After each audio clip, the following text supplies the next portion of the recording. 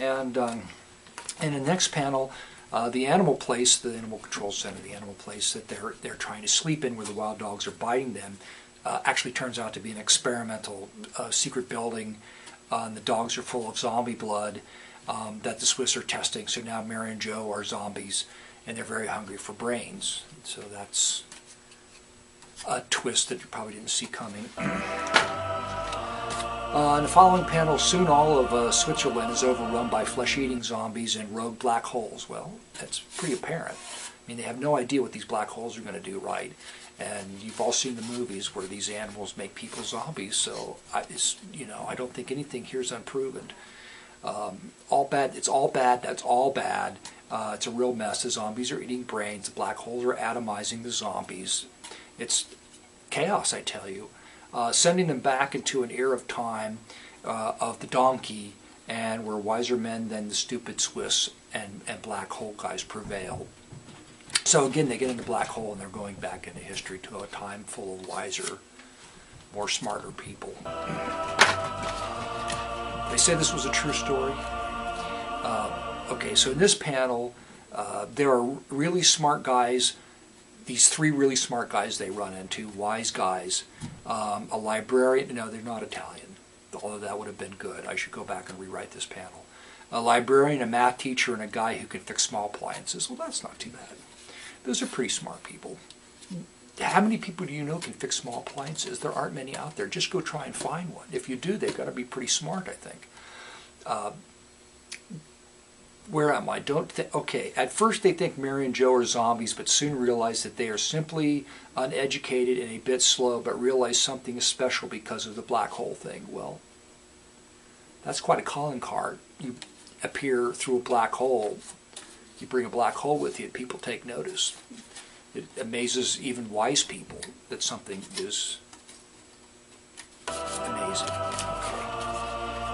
Okay, and then in this panel, is the camera still running? Yes, it is. The fact that the toaster repair guy kills the math teacher because his real father is the real father of everything. By the gods of science, he must be right, and you should go back to your toast. So they get in, they're questioning about the baby and the black hole and the father, who could be the father. And I don't know why I'm talking about the father now, since the baby hasn't even been born yet. Repair guy kills the math teacher because, math is evil and his father is not the real father. The father of everything, you see what I'm saying? It's like the theory of everything would be the father of everything. I suppose it could be God. But, see, I didn't write all that down, so what does it really matter? All right, so here's the drawing. This is a drawing of the fathers, the real fathers.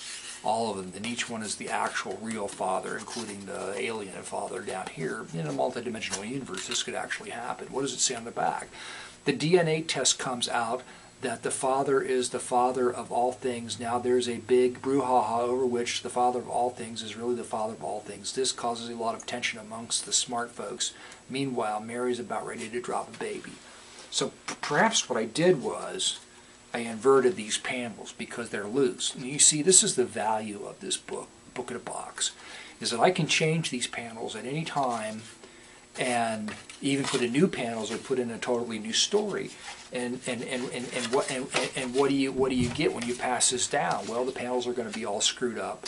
It may not be complete, and people are going to be very flabbergasted. They're going to be, first they'll be flabbergasted, and eventually there'll be historians trying to figure out what the hell this really means. It could become a religious artifact, like the toaster I mentioned. And the toaster is a appliance repairman with the toaster. And Mary and Joe explain that Mary is heavy with child and that Joe isn't the father. Who is the father? And that a librarian should be able to figure out. The math teacher suggests DNA test, and the repair guy offers a slice of toast and to tweak the timing device of the toaster, which apparently he has it repaired correctly. Now, see, this is out of sync too. That's obvious. So maybe that should go before the father thing, before they kill the math teacher. I think the math teacher shouldn't die. So that the math teacher should be like the last panel. Which is just before the actual last panel. And the actual last panel is that the the birth of the baby, I wanted to stop it. So this could be part one of the greatest big story ever, Thunk Up. So this could be just part one of that story, the greatest big story ever, Thunk Up. And because it's like, you want to end with a cliffhanger, right? So the baby's born, and they name him, and you think you know what the name is, but you don't. It's Zombie Dog Black Hole Joe Jr. And why all of that? Well, I write it down here for the sake of history. This is a way, and this is what history is all about. If you would name people a long string of names that has something to do with what their parents were, then there would be some history to pass down. It's like on a gravestone, you have a name and a date, born and death, and sometimes you have a little inscription, so you have a little bit of history. And that's what historians go on. So the historians are going to go on Zombie Dog Black Hole Joe Jr., and it's just a bit of what they've been through, and it's a hint of what may come in the future, knowing me and how I craft these projects. I think the black hole will come back, and the holy toaster, and the roofing hammer, an ancient artifact. All these things are going to be, become fixtures. But the weird thing is, on this last panel, is that the little baby Joe Jr.'s arm turns into a black hole. Who would have thought that would be the cliffhanger? So what's going to happen? He's got an arm that's a black hole.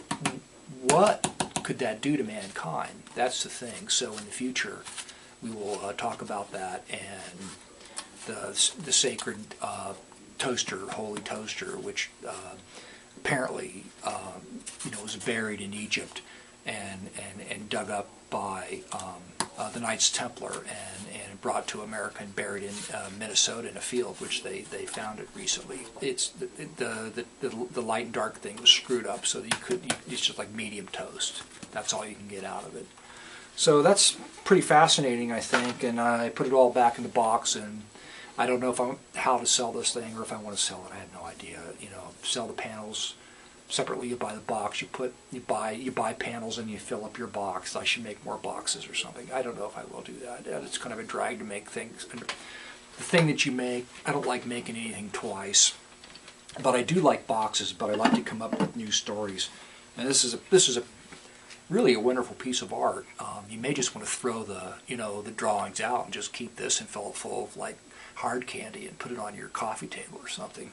That could be cool. So thanks, folks, and really appreciate you stopping by, and I hope you're no more afraid now when you click the clicky thing, and merry Manic holidays.